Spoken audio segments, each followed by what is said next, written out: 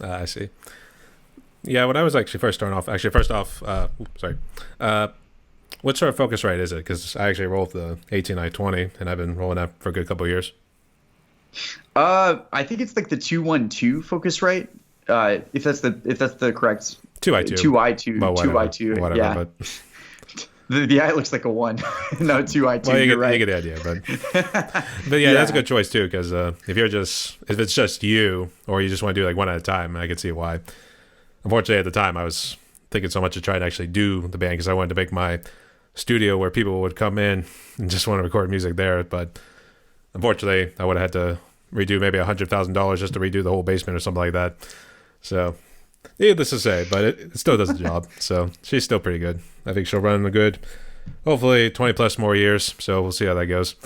But I guess, what sort of advice could you give to people who want to maybe jump into a studio like yours? That's really good advice. Because for what I have is not so much a studio right now, but I think the best thing is just be willing to, or be grateful for what you have, and be willing to work with what you have, and keep building upon that. Um, I think start with the basics and then take one little step every day to learn another element to it. And this is something that I'm preaching to myself. And ultimately, like I guess this isn't just advice for studio musicians, but even just for musicians in general, is that no matter what level you're at, you always have something to bring to the table, and you don't have to know it all in order to be able to record. I think that some people who have already made a really good career for themselves started out with already recording their first record, and it doesn't sound that great. It doesn't sound like that professionally recorded, but nonetheless, it's a recording, and I think that being able to work with that, we do live in one of the best times, getting to be able to have technology accessible and usable, and I would say for anyone listening to use YouTube for resources as much as you can, because there's a lot to learn with YouTube, uh, not just in the studio sense, but even in the virtual sense. If you're wanting to produce for your church or for your bands for a live setting, there's so much accessibility. So there's always hope to create something more. I see. Yeah, yeah. Because I was kind of the same way. I was always looking at YouTube and trying to like see like what sort of things I needed. It would just be like, oh, you just need the audio interface, some cables here and there. Obviously, like XLR because that's what microphones always use. Then your traditional chords that you plug into bass. If you use electric drums, because that's what I use, and stuff like that. They kind of made it sound like it was real easy, or maybe they would do vocals under their blanket, stuff like that, just to sing into it. Since the sound wouldn't travel out everywhere, it'd be at least condensed in that small little bubble of yours. I don't know. Did you try something like that? Well, it was interesting because in the recording process, working uh, with Taylor on the record, we would do a lot of recording in his studio room, and I think we had his studio was set up so that we didn't have to have any noise cancellation or any panels like put in front of my face or anything like that. No ISO box or anything needed. So we would just record, and we would layer over multiple takes on a regular basis, and I think that's how we were able to do the comping for different vocals. And when I've recorded by myself, what I would do is I would just put it in my I would just take the SM7B and put it in my closet, put a bunch of different coats behind it just to kind of absorb the sound and whatnot. And I think that that works as a good recording studio to start out with if you need a quiet room to record in. The hardest thing I think was when, I think I got discouraged from recording because in 2020, when everybody was working from home, I had like 3 noise complaints in New York, and my landlord probably nearly kicked me out several times. And thankfully, I think I left before he could kick me out. But I think that might have discouraged me for a little bit of my recording experience because getting so many notice letters and everything, I was like, oh, okay. Maybe I need to stop recording at this late in the evening or at this time or in the middle of the day. So Yeah, everyone's got to be a critic about something. So I can see why, especially in an apartment setting too. I was now being in a house, I imagine it would be a little bit easier because this year would have been the man cave, so we could have maybe converted the closet over here into a vocal booth if we wanted to, if Oh yeah. it wasn't a storage unit right now. But I think the other thing, and this kind of segues into the next point, is how to be like any sort of songwriter specifically, because for me it seems like writer's block or any sort of fear, for what instance, kind of hinders you, I guess. Did you kind of go through that? And I guess what advice could you give to people to overcome that? I mean, in all honesty, I'm still going through that fear. I think that that's something that doesn't go away. I think writer's block is very easy for anyone to develop, and it's something I have to fight through myself. Part of it is intentionality. I think sometimes you just have to keep writing. It doesn't matter how terrible it is. You have to keep doing it on a regular basis. And I don't follow this as well as I should. I would like to change a lot of my habits in that. But I was just talking to a writer the other day, a couple months ago, a guy named Alan Levi, who's very highly respected in the Columbus community here. And he told me, I think specifically, just write for 15 minutes a day, create something for 15 minutes a day. And if you do that on a regular basis, then you'll keep being able to create more songs through that. And so when it comes to that, you may have several songs that are going to be really terrible, but then out of like those 300 songs that are like, there's going to be 200 really terrible ones and maybe 50 okay ones, and then like say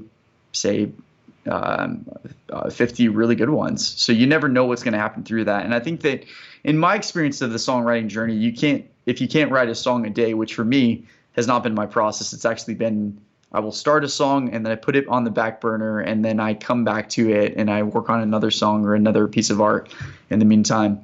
And then I return to that song and I'm like, oh, there's something more to this from life experiences. And I think that you need to do that sometimes, because if you let something marinate or let it sizzle for a little bit longer, then you can come back to it and realize there's more elements based upon life experience of what you've learned, and you can write that to it. So it's okay to do that. I would just encourage, keep on writing, keep on creating.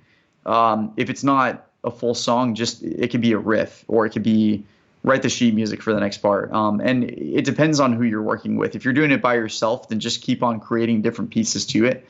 And don't be afraid to start brainstorming the secondary elements. You can start with the basics of the acoustic and the vocals, or piano and vocals, whichever instrument you're learning from. But I would say what's so important in the creation process is to keep thinking outside of the box and start thinking about, what do you want for the drums? What do you want for the strings? What do you want for the bass guitar? Because the best way to be able to work with the bands in the studio is to be able to communicate all elements of that and to give the full picture. If you just come in with the one song, I think you're going to come through. It's going to take a lot of time if you only have the acoustic and vocals down. And so, at least from my experience, I would say the thing that I always, specifically more in the music sense, because I know I can agree with the guy you mentioned earlier in terms of like just brainstorm or just write for like 15 minutes. So just for writing like any sort of stories or anything like that. But in terms of music, do you always find it easier when you write a riff first and then try to fit the lyrics into it? That's interesting, because it depends on the song. Sometimes you can hear a riff in your head, and it just sounds really cool, and then from that the song comes together. From my experience, I think it's been both worlds, or it'll be sometimes the lyrics are the first thing that I write, and then the music comes after that, and then sometimes it's the song, and then the melody comes in, and then I start writing to the melody.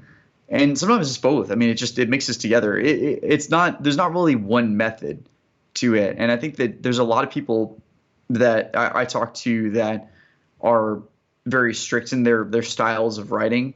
And this is not necessarily related to the fact of one style being specifically about the music, and then or the starting with the lyrics, or starting with the actual vocal line.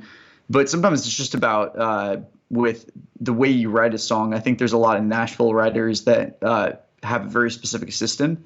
And I think that can be good if you're wanting to continuously create songs. But in all honesty, I think in order to create a really great song, I think you have to break the rules. So, the reality of music is that there really are no rules because it's all sound anyways. I think that was something that I was reminded of talking to a friend of mine named Jason D'Amico. And we all have our preferences. So, of course, I think like take the excellence of those preferences and incorporate that into your music. But you also have to recognize, too, that some people, what they're creating, that may be the best that they actually can do. And that may be, ugly to your ears, but that may be a sweet sound to somebody else's ears. So you have to just be able to take it with a grain of salt, I guess, if that makes sense. No, yeah, that totally makes sense too. Especially, you can't just stay confined to like certain norms at times. Sometimes you need to branch out or break some sort of rules legally in order to try to make some sort of masterpiece out of it. Because I know that's how some of the classical artists, with Bach, Beethoven, Mozart, and those guys, they do some things different. So that's just in a classical sense, but I'm sure you probably list off anybody else in terms of the classic rock or any of the CCM sort of groups that you've kind of mentioned too. But I was trying to think, was there something else in terms of writing? Storytelling, yes. Do you try to incorporate some sort of story into your lyrics, or does it try to like come together as some sort of message out? Some people have mentioned that my music seems to be telling a story, which I didn't necessarily think that upon writing the song. I think it generally is. My songs can just be an element of a chapter of sometimes my life story. I think that's been the experience of the majority of the first songs I've written. Telling an actual story is something I would like to do in future writings if I had the opportunity. But I think it's been more of focusing on one specific subject matter within one song entirely. Like I think one song I write is about like my experience or my struggles with overthinking. I think that's something I may be releasing in the near future. And then another song is about heartbreak, and another song is about frustrations with the church or frustrations with God, and like different elements of all those things. In reality, I think that, I'm not really much of a story writer in my songs, although I take inspiration from songwriters that are story writers. And I think that may come. But if you think about it too, if you put certain songs together into an album or a series, it's like you are telling a story, whether or not it seems to be, I guess, methodical in that way, or if that you're specifically trying to get to the rising action, the conflict, and then the resolution and all those pieces of that. Sometimes it's just every part is just a small, tiny chapter or just a page of a book. I know it's like what some artists do, even though I think some of the artists I listen to is more obviously the heavier sort of metal sort of groups and stuff like that. And sometimes what they do is it'll be like a song leads into the next one, and that one leads into that. But there's not really like a story behind it too, even though it's like one continuous song the whole way through for like an hour or so. There's not really much of a story. The lyrics can be sort of rambling or maybe a little random at best, depending on like how you interpreted it. And I noticed that too. Yeah. Like some bands sound good, but the lyrics don't really make much sense. I know that was more with like one of the British punk groups I listened to growing up was Bush. And when you listen to it, it's like lyrics don't make much sense, but the music makes up for it too, so you can see why. So it's like, okay, all's forgiven. They're still a good group to listen to. So I don't know, is that, yeah. Would you agree with that? I would say so. I mean, like, I didn't listen to Bush. I probably should check out some more of their music. But I think that there are certain story writers that, we were talking about Relient K earlier, and the song Deathbed is one of their greatest songs, and it's so beautiful how it leads to the point of John Foreman playing the voice of Jesus at the very end. I think that was something just very, it's very motivational, and it really takes you on a journey. And I think, music is a journey, no matter what it is. It's just I think the destination is sometimes the question of like, where are you trying to take them? And I think that is what you have to define within a lot of your music. And So I don't know if that answers your question quite as well, but um, I would say that, you asked about like how I've written or if I've written with a storyline in mind. And I think that when I made Time, the first record, a lot of that was stemmed from the vision in my head about I want to make a record, but I want to start. I want to like I actually started with the end in mind. And as cliche as it sounds, the last track was called The End. And I really wanted to focus on the splitting up the concept of the creator of the universe being the Alpha and the Omega. We've always heard that phrase tied together in Christian culture, but we've never separated the two, or at least not very often have we separated that he is the Alpha. And so like he was the beginning. And getting to tell the story of Genesis and everything that happened in that, I got to do that into one song and the first song of the track. And then the very last song being the end is about when I die and when the end of time comes to existence. The fact that he is the end, he is the Omega. That was the entire concept that I wanted to go for in the making of this record, and I was grateful that I was able to achieve that. And then on top of that, I think like everything else, while perhaps like some people could find it as discombobulated and not really connected together, I think that it does connect together in the sense of it's telling different elements of life, elements of stories, elements of disappointment and frustrations and worries and all these emotions that came with each of the songs that I had written. And so,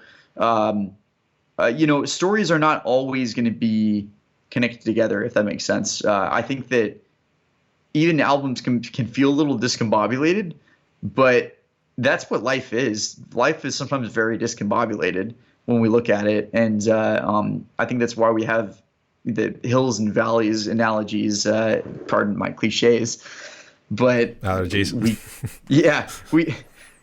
Maybe analogy is not the right word. I use a lot of wrong words sometimes. Well, I mean, there's a lot of pollen that comes out of valleys and stuff like that too, so you can probably see why. Yeah. I mean, hills and valleys, like, bumps and turns, long winding roads, is like it's life is full of that. And so I think that when creating music, you have to, write about the hills and write about the valleys, write about the in-between stuff too. I mean, there's other stuff that you're just on the center field or like the level space, and it doesn't seem very exciting, but there's something there.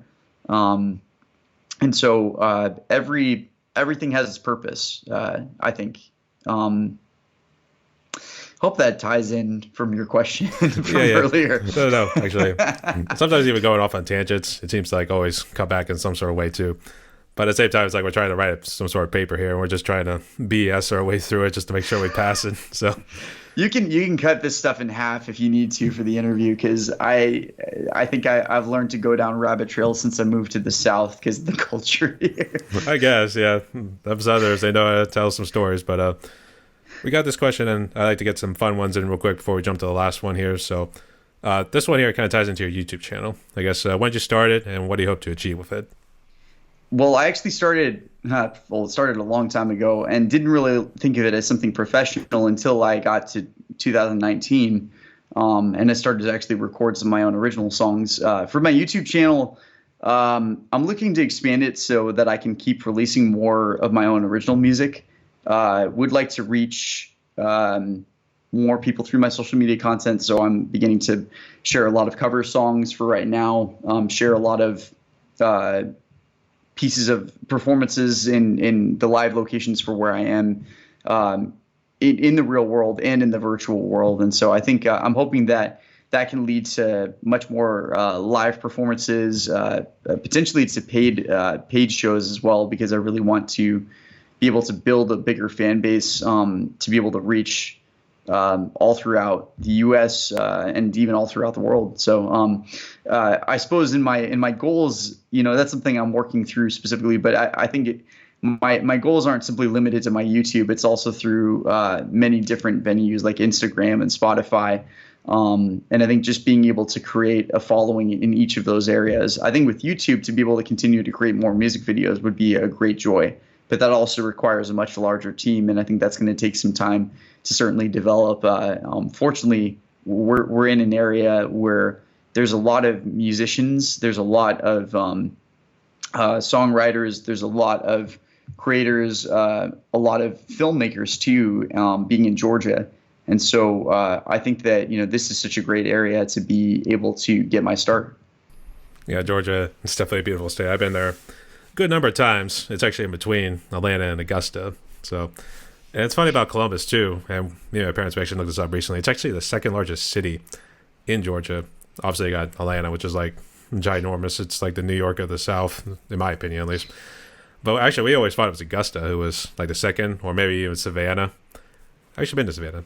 Beautiful place, actually. Yeah. Well, Columbus is very interesting because it's a small town feel for sure.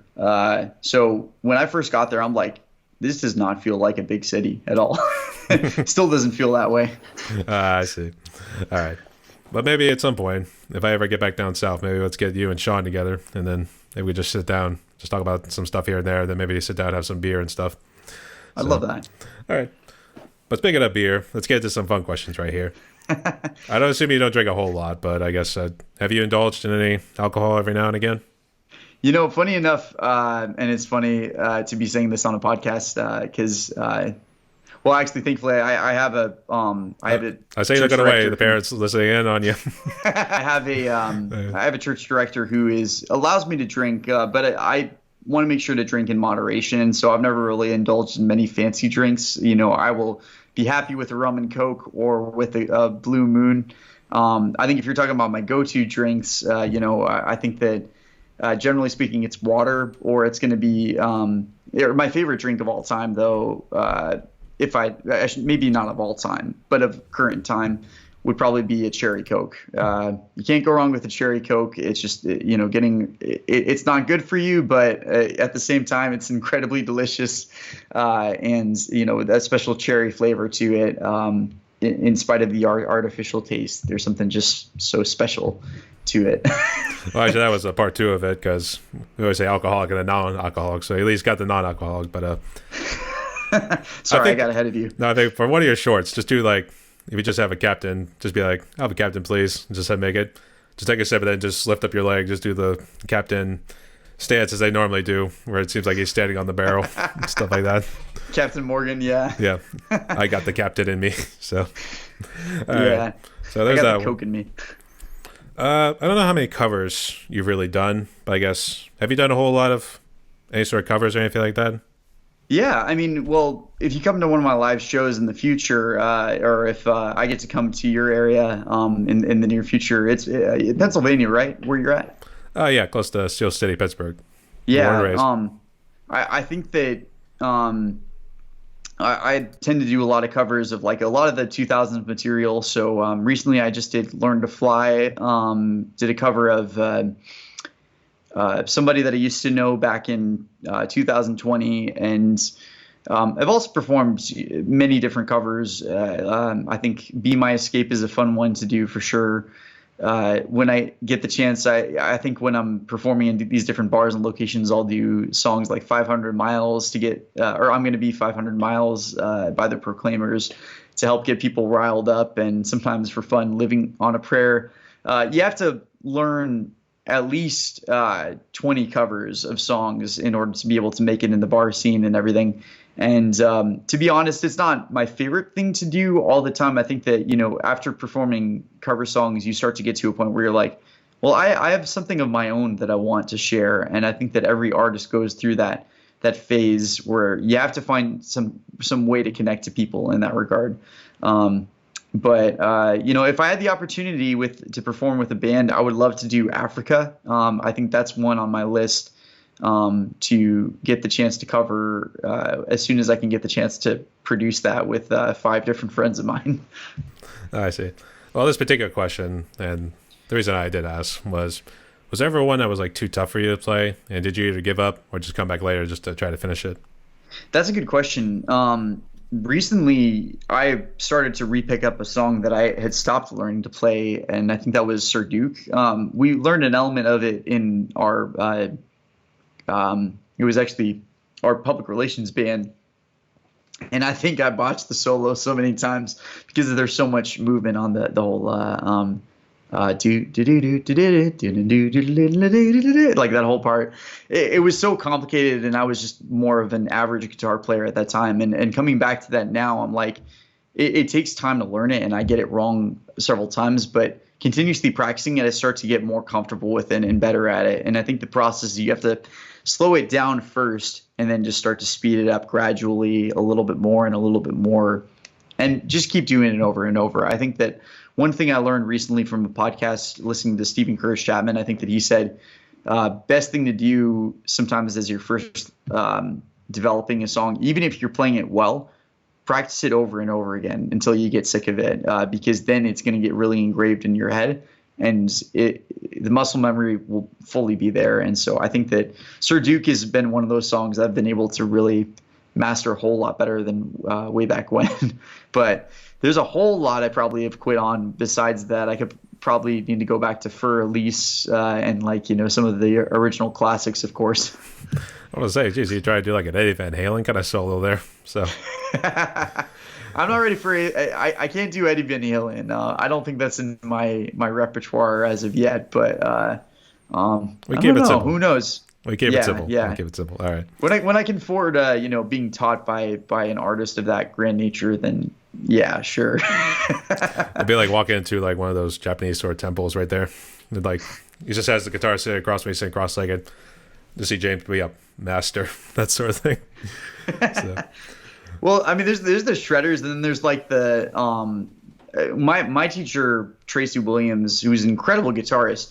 One of the most important things he taught me was like learn when not to play, and a lot of people aren't taught that, I think, when first playing, because it's like you're continuously just trying to like chug an instrument or chug a guitar or like play the drums and whatnot. It's like it just creates a whole bunch of noise. But I think the beauty of music is when you're not playing, because that creates an element. Like when you're looking at an orchestra and you hear all the instruments together, when they finally do come in together, there's beauty in that moment, but they had to get to that moment. And sometimes that requires a lot of moments of rest when you're looking at sheet music from a composer. And so there will be like the one instrument, like the triangle, that doesn't play for any of the song except for like one moment, and then he hits it and everything changes. I think that there's beauty in being able to play incredibly complicated parts, but there's also beauty in the simplicity of just like being able to create space in a song. So that's just my opinion. I think the triangle players are also playing other instruments too. Otherwise, that would be one of the more boring jobs to do in a symphony haunting sort of band. So. True. Yeah, I'm sure he's playing all percussion instruments too. So that's not his only. But sometimes that's the percussionist role. You never know. I might have to see. I actually haven't seen a symphonic orchestra in a good while, but those songs are pretty long too. So strap yourself in for a good couple of hours. So. Oh yeah. It's a journey. So. I guess out of all the covers you did, both, I guess, on your YouTube channel or even live, was there one that you loved the most? That's a good question. I would say that, like right now, I would say that I take a lot of pride in somebody that I used to know, because I think I did that one in the COVID season, and that was just first testing everything out and not knowing how to really master or mix anything. I think that I can look back at that and say that like the mix was not the greatest, but I think for what it was at the time, being an unprofessional, I take pride in being able to put all those pieces together and to edit all those videos together on top of it. So I think that was a lot of fun for sure. That would be my number one, I would have to say. So if you can go check that out, go for it. And then, I think that recently I've been able to do covers of The Great Adventure. Not necessarily my greatest performance of it, but at the same time, getting to perform that, it's always a classic, and it holds a special spot in my heart. I see. I think I'll check it out. I think maybe as I'm editing this, that's probably when they'll be like, oh, I forgot to go check it out. So there we go. All right. And last one here. Actually, before I do jump into it, I've gotten that point where people say like, "Oh, it's a good question." I'll be like, "I know. It might be the only good question I actually show right here." So, well, you got a lot of good questions. So, I mean, that's why you're a good podcast interviewer. Yep. And actually, we talked for a good hour and 30 minutes here, but just out of the last couple right here. But what is currently your favorite song, or a song that you particularly listened to a good bit recently? Hmm.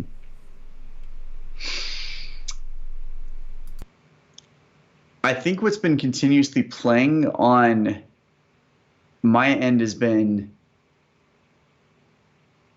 oh man, this is always a hard one because there's always so many different artists to listen to. Um, but amongst my playlists recently, I've been listening to a band called Gable Price and Friends, and one of their songs is called "I Need You," and that's a good fist pumping song. And I think that amongst a lot of their newest records too, I've been listening to some of their newest pieces, and one of their songs is. Um, I believe reflecting on, or actually a lot of the songs of their newest record is reflecting on some pieces of isolation, and then some pieces of their experience of the culture. And now I can't even remember the song. That's how terrible I am at the moment with it. But I go back to a lot of Gable Price and Friends. I've been enjoying a lot of his music. And then one of my favorite records to listen to, I think from the 2000s era, has been Try Hard by the band Camino. That has been a very good record. And on top of that, I think I go back to whatever's motivating me in the moment. I think sometimes songs like Find Me by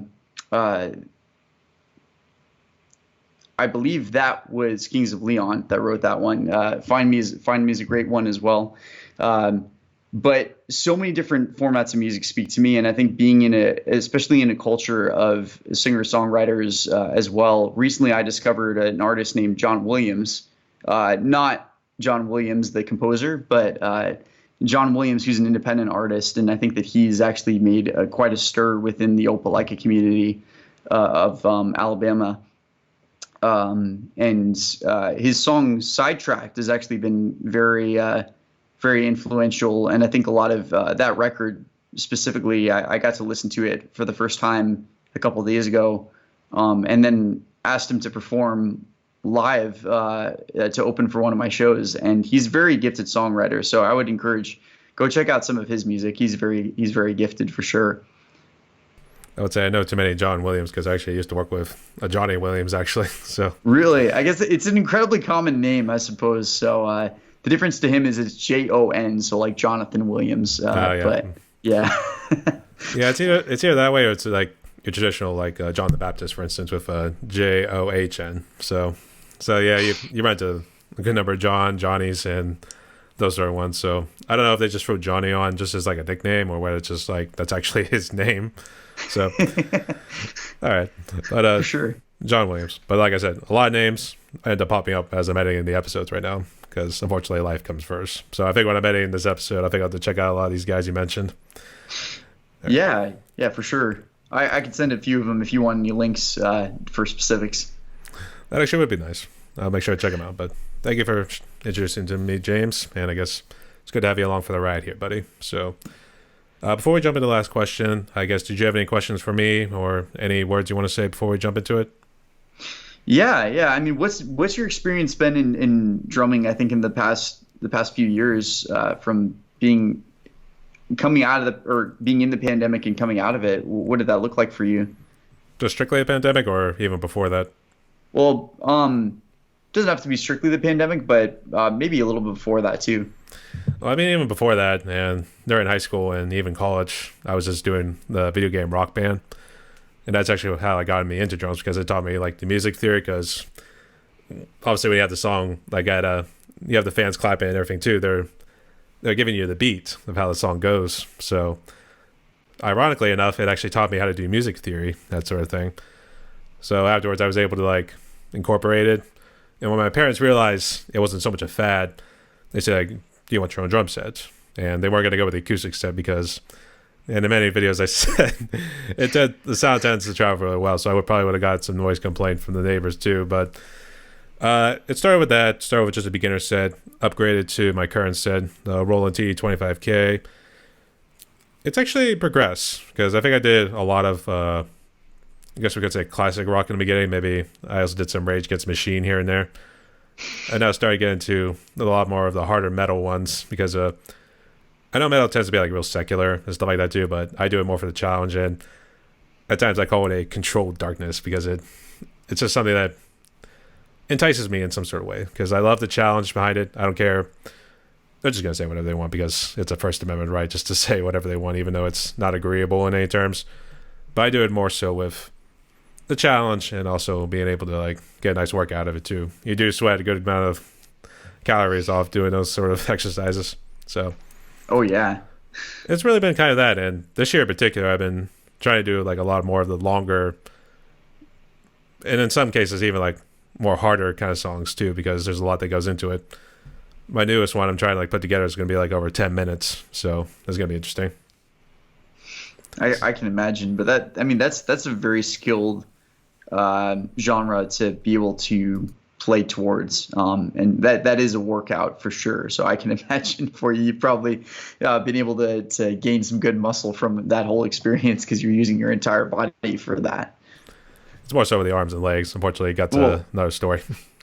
Yeah, maybe not the torso area and everything else, but I need to get all my beer out of my belly here for the, or at least all the Christmas weight I've been putting on, especially with being locked in the house, just trying to avoid cold and flu season, even though it seems like just walking outside just enough to aggravate it in some way. So I don't know. It's just a little unlucky, I guess. So hey, no worries, man. I've got little things I've got to fight off too. It's more my addiction's the sugar. That's where it gets in. And you're so sugar daddy. Yeah, I'm a sugar daddy. I don't know. I just picture like the chocolate chip cookies be like mine, and then it's just like a bunch of wolves just like wolfing down on it. So Well, for me, it's Oreos. Like I go through Oreos so quickly, but somehow I've been able to stay somewhat, well, not in shape, but at least thin and everything. So I mean, like that's, I have to work a lot more on working out and building up muscle and strength. But we're all learning. We're all growing. Nobody's fully perfect when it comes to their body. yeah, I'm gonna say, do you do double stuffed Oreos? Oh yeah, absolutely. Yes. They're the best. You know what? It's so good when you dip. I actually do two of them in milk and then just do it all in my mouth at once. So That's the way to do it. and it just dissipates and it's like so good, that sort of thing. Oh yeah. I actually do remember they used to come in these like long packs. I think it was like 10 or 12 of them in a pack. But actually, I think those were the regular ones. So even still, they just like, you just dip it in milk for like maybe a few seconds, and then once you get them out, they just melt in your mouth. And it's like the best thing ever. So Yeah. I still love that about Oreos. I think like if you don't have milk, then it's really hard to eat an Oreo because like milk's favorite cookie really is Oreo. yes. So Well, really, it goes with really any, because I know I've dipped Chips Ahoy in milk before, even though it's probably not the greatest, but still made it somewhat good. So I don't know why we talked about cookies, to be honest. But it's okay. There's some form of music in cookies as well, I'm sure. So actually, maybe put a sound effect or a loop for that. I don't know. maybe, but actually there actually was a song from a band called SOD. The song was called Milk. And really? it was, I want some milk. My crunchies are cold. That sort of thing. Actually, the song was very influential in a way because that was actually the first time a drummer, Charlie Benante, was on that. That was when a drummer did a Gravity Blast for the first time, or at least that's when they credited it. So it was awesome. It wasn't as complex. I don't know how much you know about drumming, but think of it as drumming as you normally would, like in your typical drum line, but it's very fast and maybe a whole lot of emphasis on double bass and stuff like that. But I know not much into drumming, but that's a fancy term, but I'm just throwing it out there. Yeah. Well, now you're inspiring me to go write a song called Milk and Cookies. But I want some milk. My Oreos are too hard. Yeah, now I got to go to the store and get some after this interview. And I know. I think I need some dessert though, even though I might not be able to sleep well then. All right. All right. Sorry to get off topic there, but I guess No, no, it's all good, man. I've been doing it this whole interview, so you have full permissions. I guess did you have anything else or anything else before we jump into the last question there? Well, no, man. I mean, like, I guess if I could ask, what's been some of your, what have you been learning a lot, like, about God and about life and your spiritual journey, if I may ask? That's what I Forgive was me, watching this as forgive me well. if that's a deep one. So I might be breaking the ice. Well, yeah, we're gonna get deep into this. There was, even though I kind of went to the school I went to was Waynesburg University, and it was a Christian school too. Even though we probably would label Christian in some cases, because some guys they were still believers in a way, even though they might have had like philosophical differences here and there, because some of them had their own little tragedies here and there. But actually, I just saw a ding right there. Hopefully, I didn't give him the video. But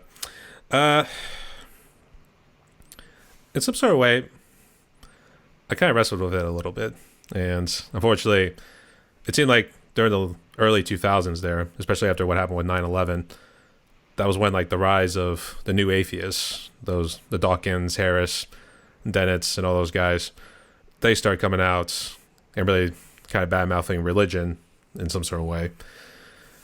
That's when I really kind of went through a little bit of a dark period. I think people now are waking up to realize this whole thing is not just some grand cosmic accident that we just ended up here, kind of rephrasing the word, quite by accident. So, and even within the realm of science, where people say like science and religion are at odds with each other, science seems to be giving more credence to God and stuff like that too. You realize the universe still has room for it.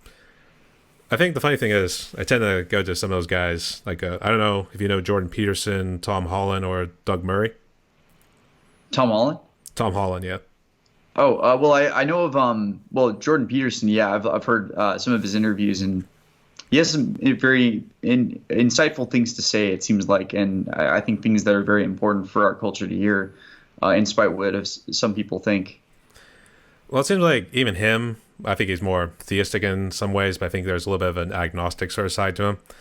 And I think more so with Doug Murray and Tom Holland, even though for Tom Holland and Doug Murray, they seem to be agnostic in terms of the existence of God, but they seem to at least give credit to what religion has done in terms of like the development of science here and there, because you had some famous scientists who came out, Copernicus, Kepler, Newton, for instance. All those guys were hard believers, even though I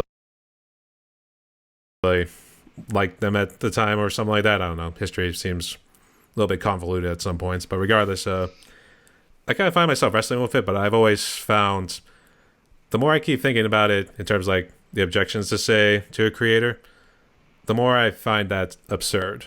And I've realized that the creator really makes more sense. But unfortunately, people don't like that, because if you're saying it's a creator, it's out of space and time. So how are you supposed to find God physically in that sort of sense, not so much in the spiritual sort of journey? So I can get that too, but I feel like God's there, and we're here for a purpose, and people just need to find that purpose in some sort of way. Because I know with me, I jumped around a little bit. I jumped around with majors in college and stuff like that too. And I started getting back more into going to church. I started doing more of an usher work and stuff like that. It's been good, because I want to get back into doing the camaraderie, even joining the Knights of Columbus to at least get some more sense of camaraderie too, even though I haven't been very good at it. So I find more reason to believe, and I always wake up saying, thank God I'm alive, and thank you, Jesus, for all the teachings you've given us.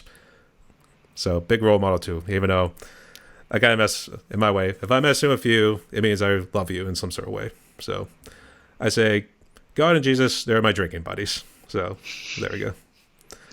And we're just there to have a good time and just invite anybody, regardless of anything else. So, hope that answers your question in some way. Yeah, of course, and I'm sure that's a bit random and deep, or like diving a little further, more personal. But in reality, we're all learning, and nobody is perfect in their beliefs or like in their understandings of the truth and the existence of God. And I'm learning day by day. I think like that's one thing that I am discovering, is that, I can have all this knowledge of theology and understanding of what the Bible says and what scriptures and scholars have said. But in reality, like the more I know, the less I really do know. And so there's areas where doubt comes in and all that. But I think that, as long as we use those moments where unbelief creeps in, that we come to the point of like, where is the truth? Like, where is the absolute truth in this? And, I think that that's a wonderful thing. And the reality is we can't know it all in this life, at least for right now. But there's certainly a lot we have to learn while we are here on this earth. So I think that that's great. Anyways, yeah, just thought I'd ask. No, actually it was good. And sometimes I think it really helps talking about it too. So I don't know how anybody, in terms of the secular space, what they would think about some of the stuff we talked about that in that regard too. So, and I mean, like, if you want to, or if you disagree, I think like, I'm open to a conversation about it. I think that's the one thing where I would like to have the opportunity. And I think especially after isolation, now I want to talk to people more about it, because I'm like, when are we going to talk about it? And if I'm wrong, then let's get to the truth. If you're wrong, let's get to the truth. It doesn't matter who's wrong or who's right. It just, what matters is ultimately like, what are the facts and what is the evidence ultimately. And I think that's something that is probably a bit countercultural in today's time, but or within the belief system that's been created. But ultimately, like, evidence shows what is ultimately right and wrong, what is true, what is, and all that. So, I mean, I guess to tie back into politics and everything else we've been talking about, I think that, I may be wrong in some of my belief systems, but ultimately, like, there's reasons to why we see certain things that are wrong. And I think that we all have a bit of a common sense to the nature of what is good and evil. And I think that all has to come back to a point of there has to be some creator or something that existed to define what is right and wrong. Otherwise, everything is meaningless, and everything is no purpose. But thankfully, I believe that there is a God that created what is good, and so the rest of that I don't fully understand.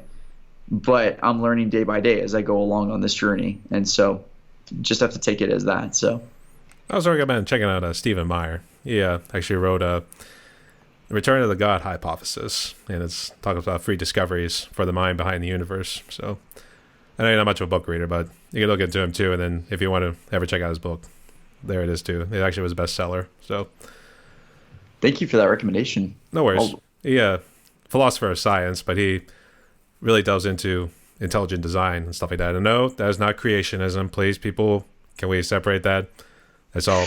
Please don't say creationism. I will seriously come down there and slap the hell out of you, man. So that's literally the number one objection to intelligent design too. But that, I'd say it's a good new theory in terms of evolution too. But that's a whole other discussion. I really don't want to get into that because that is way out of my pay grade, buddy. So I'll just leave it. It's okay. I mean, that's the story, or that's something we could talk about another time. I think like even interpretations of Genesis, because that's something I get pretty passionate about as well. But that's for another podcast interview for sure, because I don't want to keep you all night. Well, actually, I do a Just Chatting series. So if you and your brother want to come on, then we could just talk about the books or anything about theology and stuff. Then so. But like you said, save it for another time. So. Absolutely. Yeah. Anything just as long as we're protecting our public record and everything. So. In some way, yeah. So I guess, was there anything else, or did you want me to jump to the last question? If you're okay with it, we can go to the last question, but okay. I appreciate it. No worries. Well, we actually close at 2 hours right now. And unfortunately, I think I'm starting to get a little sleepy because the workout was one thing and the party was another thing too. So, but in terms of seriousness, and this one, you can elaborate as much as you want on it too, but this is a question I always like to ask. What sort of message of hope could you give to musicians out there because of what COVID's done and stuff like that, as well as hope to people too, if you wanted to give them some sort of hope?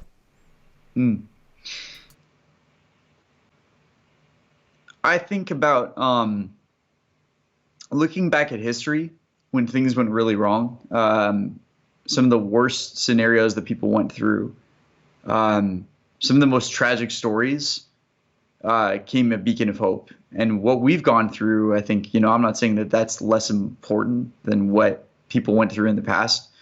But when you look at certain things such as the Holocaust, and you look at, if you're a believer or you're not a believer, but if you look at the Bible in a historical sense, there's a lot of people who went through persecution. There's a lot of people who were beaten up for what they believed, and there was a lot of dark moments, and there are people who've gone through depression. All these things have been present before, and if anything, I believe that your story matters, no matter what you've been through, or where you come from, or what mistakes you made.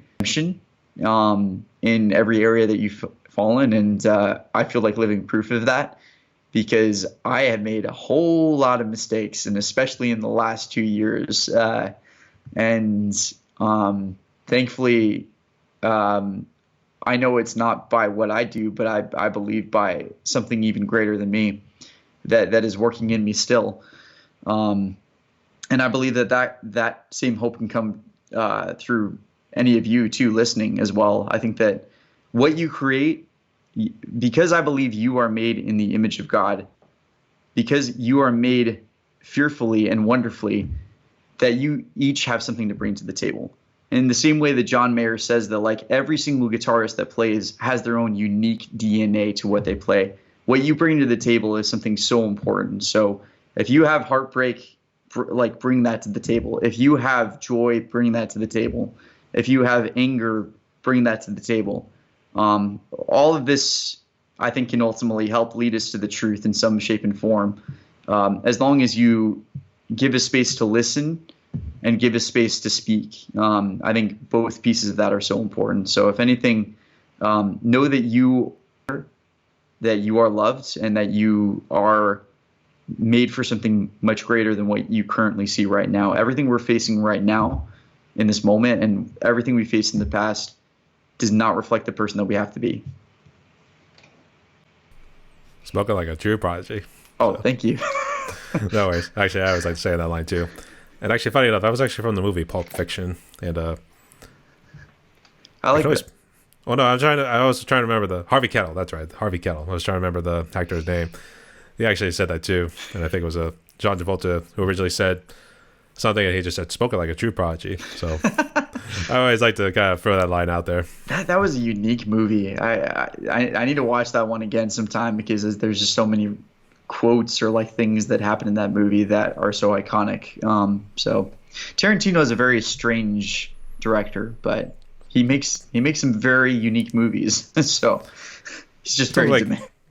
You kind of wish like he could just make one like every year, because it seems like he'll make like maybe one or two, because I know Kill Bill was like 2 volumes and stuff like that.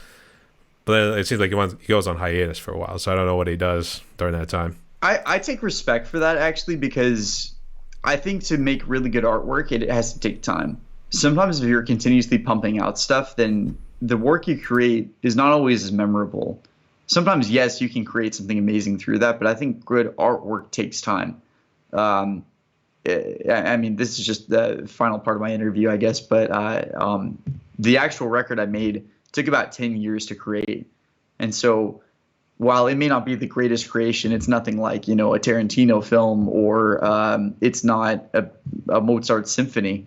I think time is such an important piece to any form of artwork that you create, because it can have more meaning in development many years later on. And I think you look at Avatar. I don't like Avatar personally, but it took 10 years to make the next sequel, and it's some of the best visual art in cinematic history, I think, in many ways.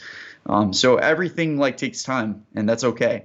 I think there's beauty to that as well. I was gonna say people were probably just getting impatient too, because I'm thinking like, come on, we waited 10 years for it, now we just finally get it. So they still made a lot of money in the box office. I don't know why it's the #1 film, though. I will still never get that. I still think Avengers deserves #1, but that's just me.